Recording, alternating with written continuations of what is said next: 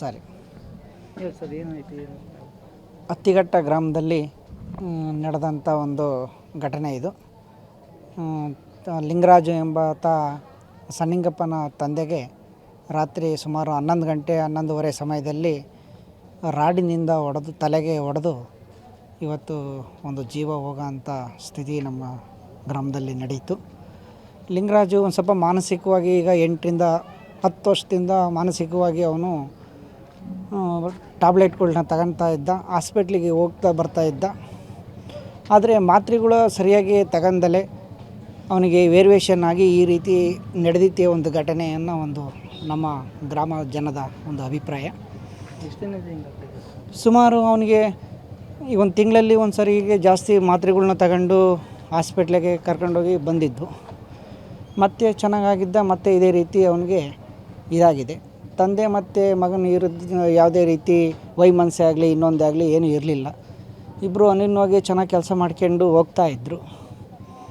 ಇದು ನಡೆದಿದ್ದಂಥ ಒಂದು ಇದು ಭಾಳ ತುಂಬ ಗ್ರಾಮಸ್ಥರಿಗೆ ನೋವು ಉಂಟಾಗಿದೆ. ನಮ್ಮ ಹೆಸರು ಗೋವಿಂದರಾಜ್ ಅಂತ ಹೇಳಿ, ಇದೇ ಗ್ರಾಮದ ವಾಸ ಮಾಡ್ತಿರುವಂಥ ಗೋವಿಂದರಾಜ್ ಅವರು. ಕಸಬಾ ಹೋಬಳಿ ಅತ್ತಿಘಟ್ಟ ಗ್ರಾಮದಲ್ಲಿ ನಿಂಗಪುರದ ತಿಮ್ಮಪ್ಪನ ಮಕ್ಕ ಸಣ್ಣಿಂಗಪ್ಪ ಅಂತ, ಅವ್ರ ಮಗ ಸ್ವಲ್ಪ ಅಬ್ನಾರ್ಮಲ್ದಾಗಿದ್ದ.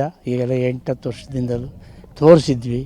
ಶಿವಮೊಗ್ಗ, ನಿಮಾನ್ಸು ಅಲ್ಲೆಲ್ಲ ಹೋಗಿ ಅವನು ಸರಿಯಾಗಿ ಮಾತ್ರೆ ಅದು ನುಂಗ್ದಲೇ ಅವನು ಈ ಥರ ಮೈಂಡಿಗೆ ಏನು ಅಪ್ಸೆಟ್ ಆಗಿ ಈ ಥರ ಮಾಡಿದ್ದಾನೆ. ಇದರಲ್ಲಿ ಬೇರೆ ಯಾರ್ದು ಏನೂ ಇಲ್ಲ. ಏನು ಮಾಡಿದ್ದಾರೆ?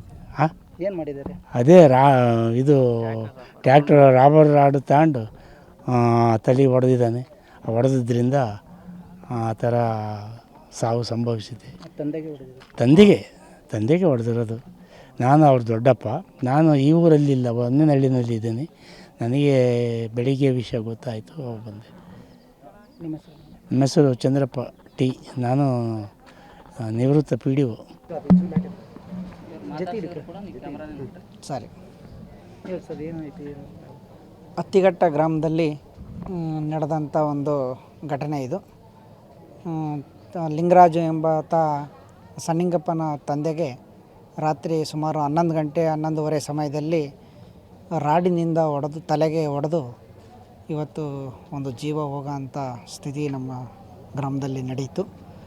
ಲಿಂಗರಾಜು ಒಂದು ಸ್ವಲ್ಪ ಮಾನಸಿಕವಾಗಿ ಈಗ 8ರಿಂದ 10 ವರ್ಷದಿಂದ ಮಾನಸಿಕವಾಗಿ ಅವನು ಟ್ಯಾಬ್ಲೆಟ್ಗಳನ್ನ ತಗೊಳ್ತಾ ಇದ್ದ, ಹಾಸ್ಪಿಟ್ಲಿಗೆ ಹೋಗ್ತಾ ಬರ್ತಾ ಇದ್ದ. ಆದರೆ ಮಾತ್ರೆಗಳು ಸರಿಯಾಗಿ ತಗೊಂಡಲೆ ಅವನಿಗೆ ವೇರಿಯೇಷನ್ ಆಗಿ ಈ ರೀತಿ ನಡೆದಿತ್ತೆ ಒಂದು ಘಟನೆಯನ್ನು ಒಂದು ನಮ್ಮ ಗ್ರಾಮ ಜನದ ಒಂದು ಅಭಿಪ್ರಾಯ.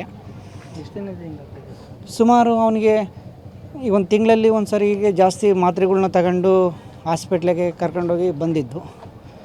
ಮತ್ತೆ ಚೆನ್ನಾಗಾಗಿದ್ದ, ಮತ್ತು ಇದೇ ರೀತಿ ಅವನಿಗೆ ಇದಾಗಿದೆ. ತಂದೆ ಮತ್ತು ಮಗನ ವಿರುದ್ಧ ಯಾವುದೇ ರೀತಿ ವೈಮನಸ್ಸೆ ಆಗಲಿ ಇನ್ನೊಂದೇ ಆಗಲಿ ಏನೂ ಇರಲಿಲ್ಲ. ಇಬ್ಬರು ಅನ್ಯೋನ್ಯವಾಗಿ ಚೆನ್ನಾಗಿ ಕೆಲಸ ಮಾಡ್ಕೊಂಡು ಹೋಗ್ತಾಯಿದ್ರು. ಇದು ನಡೆದಿದ್ದಂಥ ಒಂದು ಇದು ಭಾಳ ತುಂಬ ಗ್ರಾಮಸ್ಥರಿಗೆ ನೋವು ಉಂಟಾಗಿದೆ.